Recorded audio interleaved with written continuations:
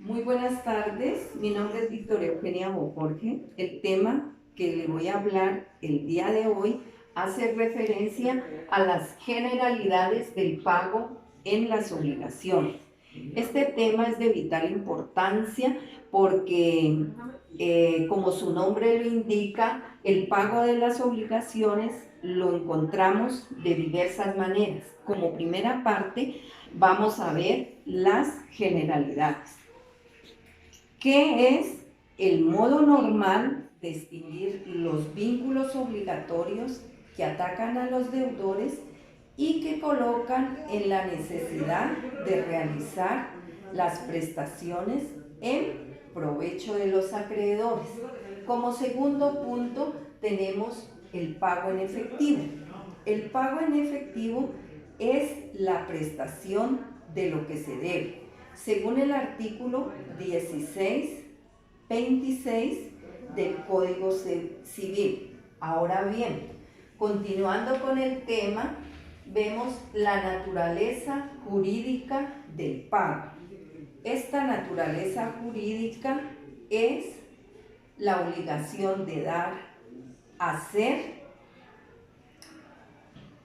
Por regla general, constituye un acto jurídico de la especie de los convenios. Continuando con el tema de referencia, tenemos los elementos del pago, en la cual está conformada por obligación válida, intención de extinguir la obligación, sujetos de pago y objetos de pago. Continuando con el tema de las generalidades del pago en las obligaciones, hay otro tema muy importante, el cual hace referencia a la casualidad del pago en las obligaciones, en la cual nos dice que cualquier persona puede pagar una obligación, ya sea que le corresponda o no, según el artículo 1636 del Código Civil. Desde luego, encontramos que un tercero puede cumplir con esa obligación, ya sea que le pertenezca cuando el acreedor está de acuerdo, según el artículo 1257 del Código Civil. Continuando con este tema, decimos, ¿por quién debe hacerse el pago? Este pago lo puede realizar el deudor absoluto, los herederos, los representantes legales, los deudores solidarios o quienes accedan a la obligación principal. Proseguimos con el pago por el deudor único. Pago por el deudor único. Tiene derecho a hacerlo desde que su deuda sea exigible y aún antes si el acreedor, consciente de ello, esté facultado para renunciar a su pago pendiente. Ahora bien, tenemos por otra parte el pago por persona interesada en la solución de la deuda. Si la deuda es solidaria e indivisible, cada deudor está sujeto al pago total de la deuda.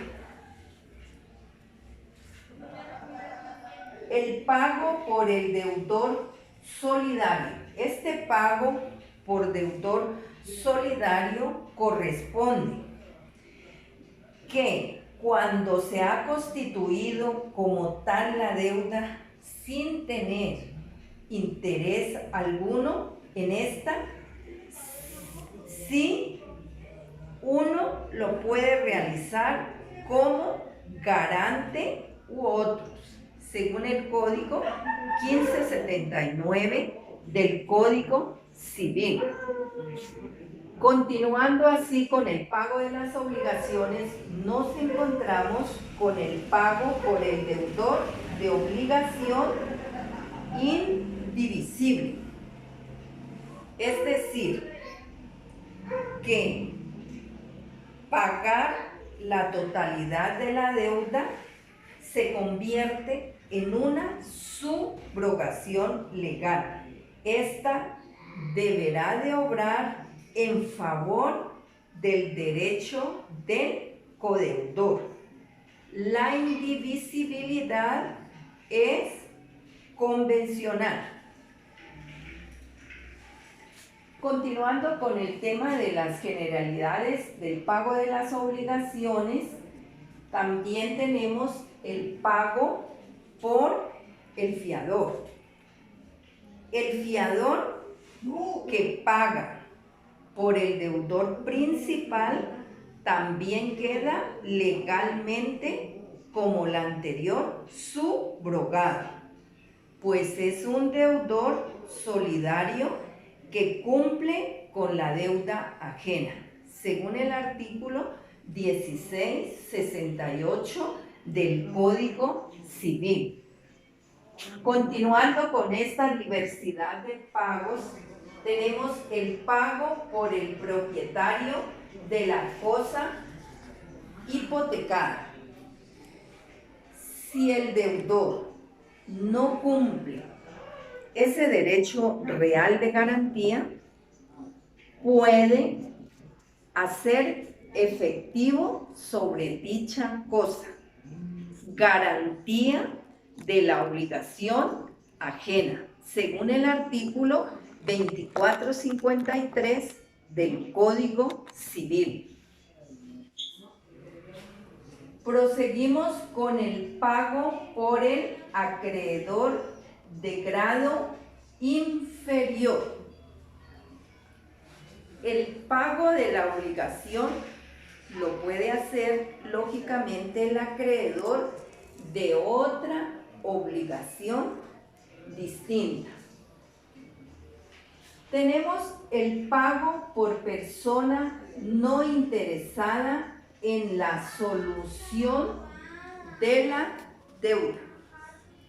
La ley autoriza a cualquier persona para pagar la deuda ajena, aunque carezca de interés jurídico para ello.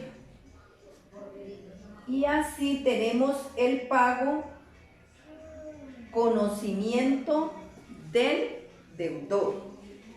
En este pago del conocimiento del deudor se genera ante ellos un mandato para el efecto, pues este contrato no requiere la aceptación expresa del mandante, sino que se perfecciona con simple adquiescencia tácita.